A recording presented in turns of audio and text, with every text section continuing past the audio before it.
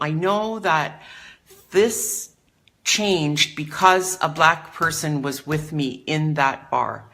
And there have been very, very few Black people in the bar. So to me, it's one of those spaces. This is only my opinion and my observation, but I observe that the management of the Errol Flynn Marina, and I hope Michael Lee Chin hears this, it seems to me that they're trying to keep that space very white in a country of Black people. And I'm very, very upset that they would, I don't care that they're calling on me to follow the rules. I'm cool with that. But I know the only reason they did that was because a Black man was with me. So that's the part that I'm really calling out, you know. What's up, everybody? What's up, my good people? I'm happy to see you, and I hope you're doing fine wherever you are. Welcome back to the channel. In case you're coming across this channel for the first time, I will definitely request you to hit that subscribe button and be part of the family. Thank you very much for sparing your valuable time, as usual, to pass by here to check on what we have to talk about today.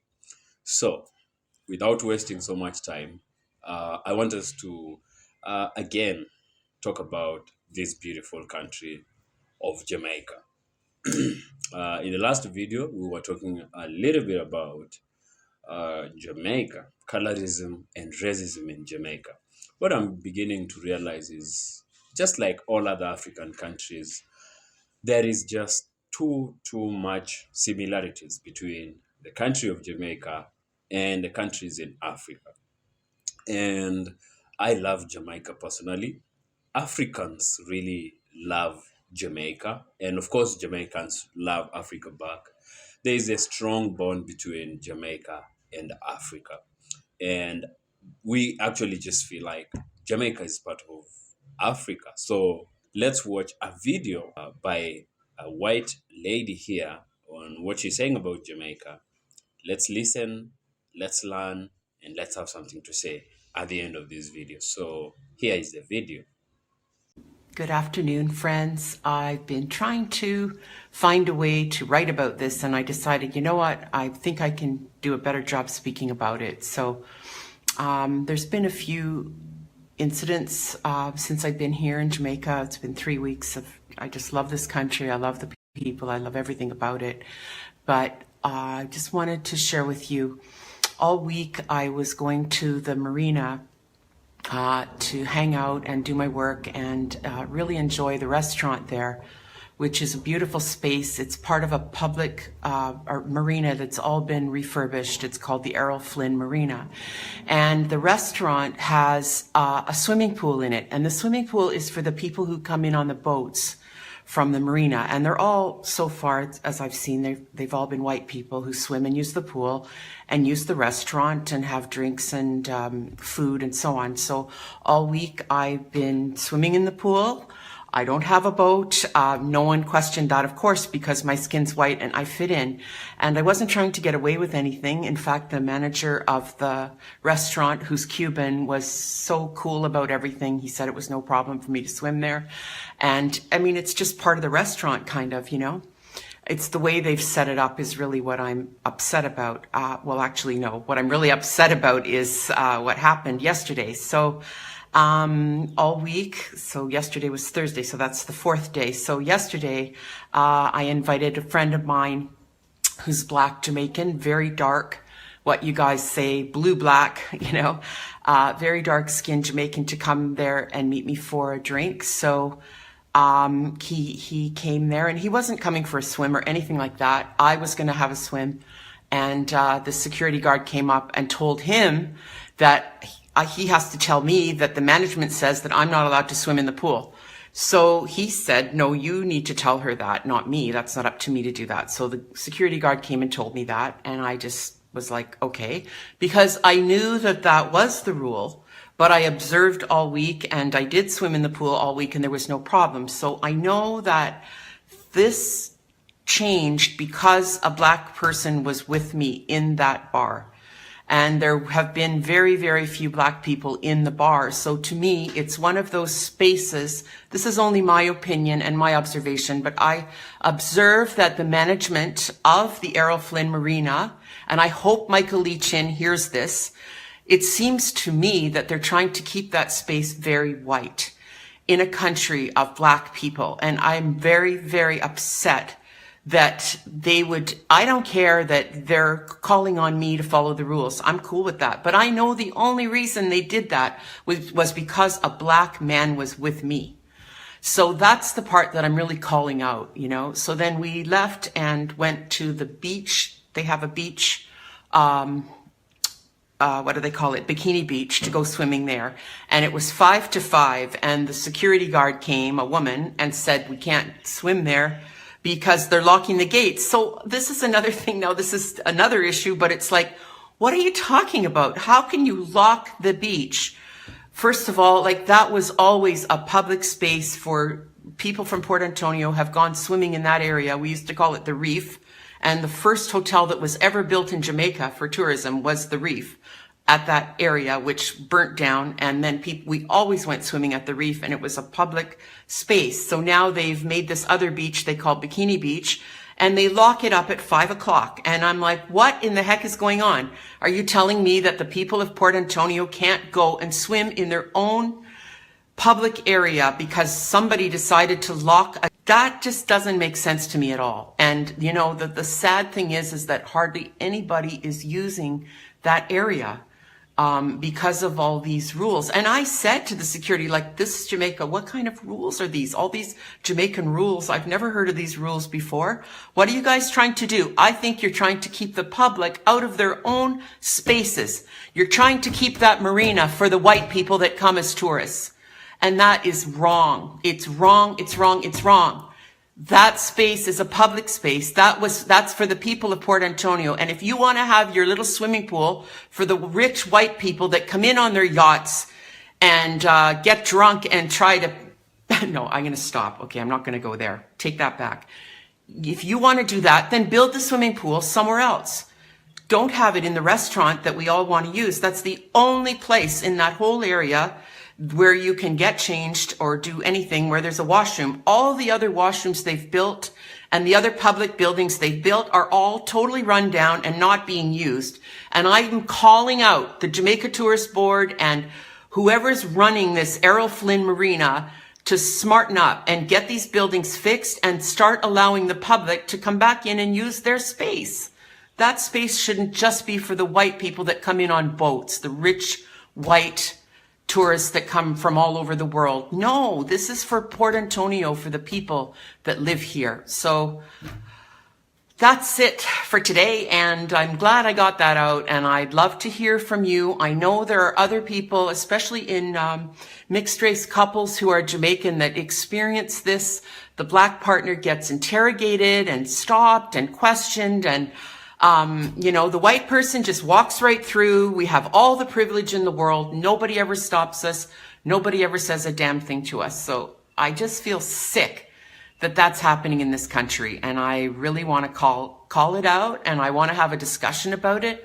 I want to have a conversation. I want to start this conversation to really try to bring awareness. And if any of you are watching and listening and you know who I should be contacting in regards to the Errol Flynn Marina, which I understand Michael Lee Chin did a lot to redevelop that. But as far as I understand, that's still a public space.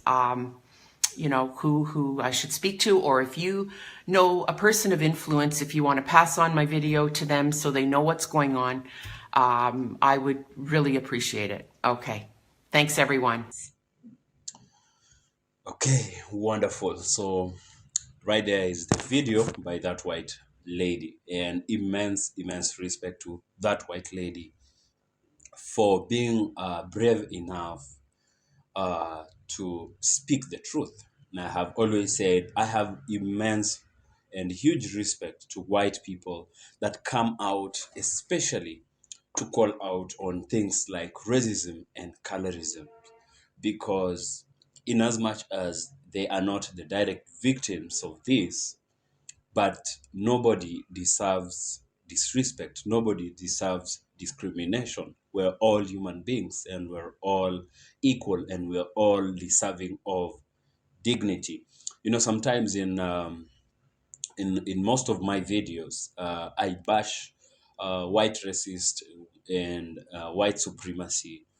But do not get me wrong, I don't have a personal problem with white people. I love white people myself. Absolutely love just everybody because everybody deserves to be loved. The concept of white supremacy and supremacist is, or the concept of whiteness is what I don't love clearly. Now, let's go into this message. So, Jamaica. Again, Jamaica. And when I talk about Jamaica, it's like talking about and talking to black people. Because Jamaica, black people, one black person is just a part of the rest. Now, this is disgusting. It makes me sick in the stomach. This is ironical and annoying that we black people, in my last video, we talked about how black people, the elites of Jamaica and the elites of all these other black African and non-African countries are on the forefront of helping white supremacists perpetuate white supremacy. It's shameful that we are assisting a vice like colorism and racism, racism into our community. We cannot be the one who are assisting that. We should be fighting that as a whole, as a team. But if we still fall for the trap of divide and rule, and we are used to penetrate, to perpetuate such, then we have a long way to go as black people. Um, Realize that in Jamaica there is a hierarchical structure of how people get treated. Topmost of the spectrum are white people of European descent.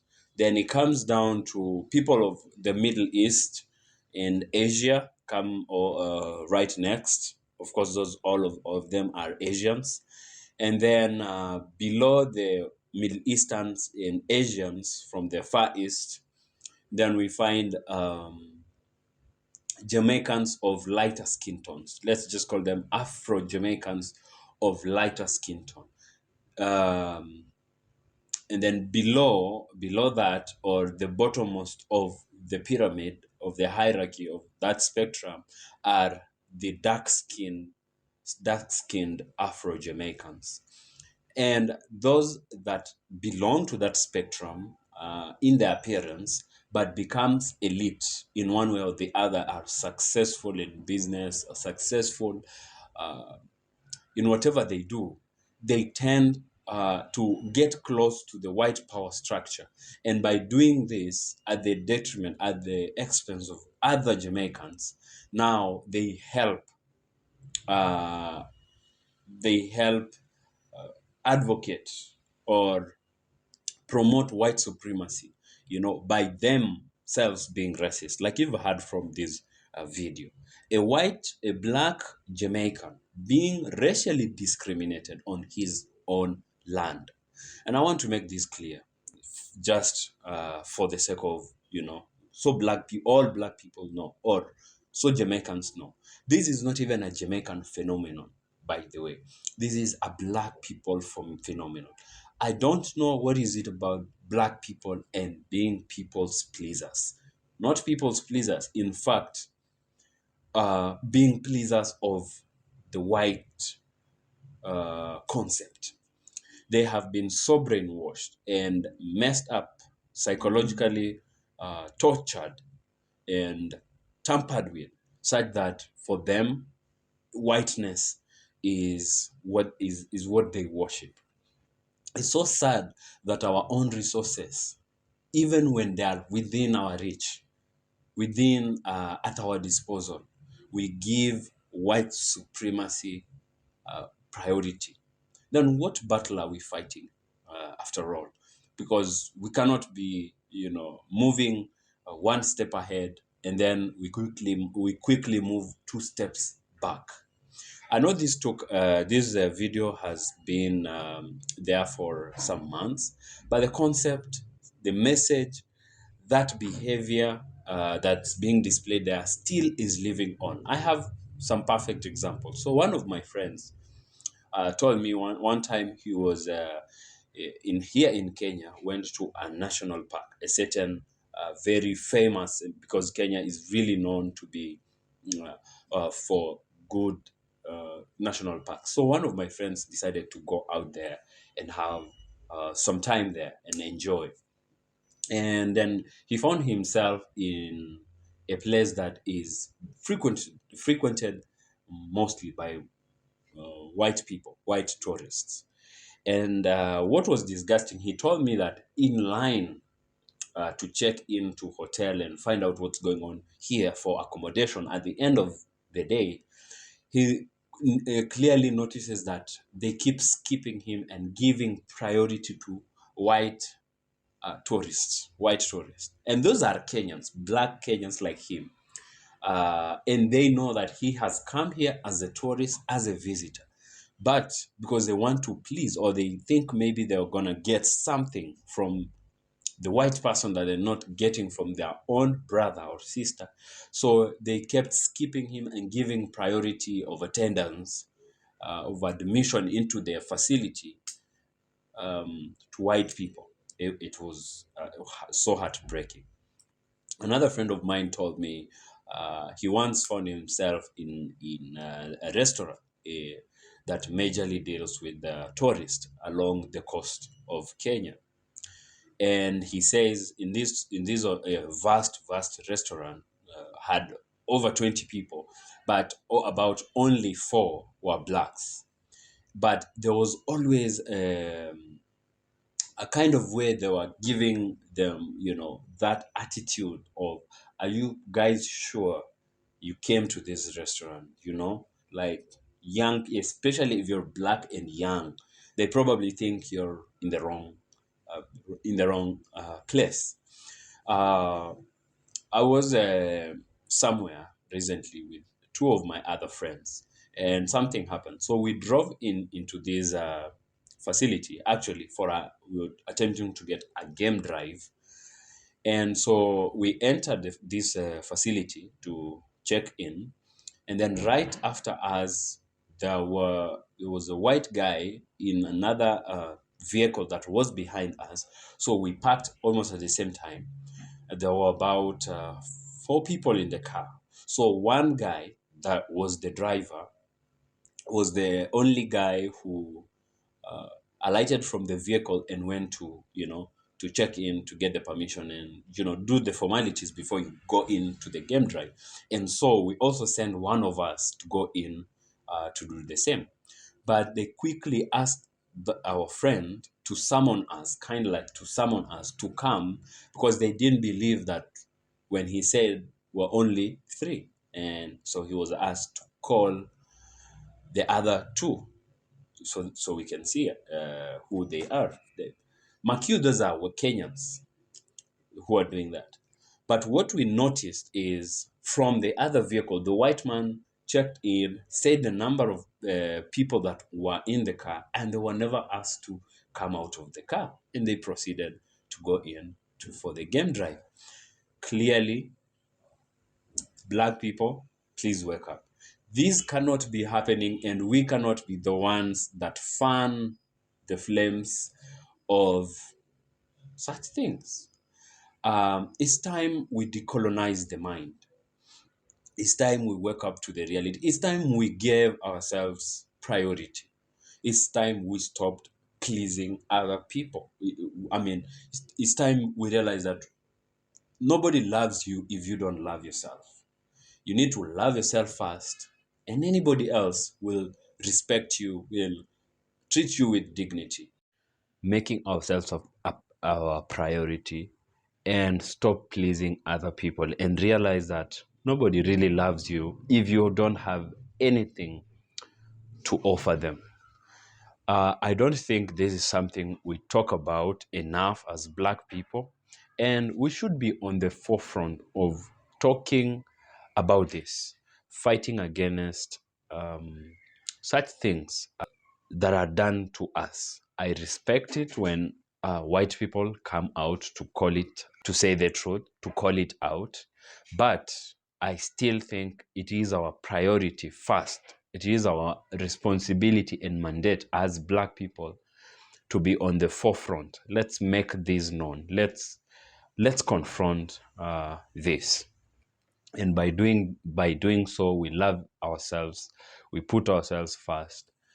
We make ourselves our first priority, and we unite and we forge forward our Black excellence. That is what I had for you in this video. I hope you enjoyed. I hope you learned. If you have anything to share, please do it in the comment section below. Share this video and subscribe to this channel if you have not yet done that. Until next time, I'll see you in the next video. Peace out.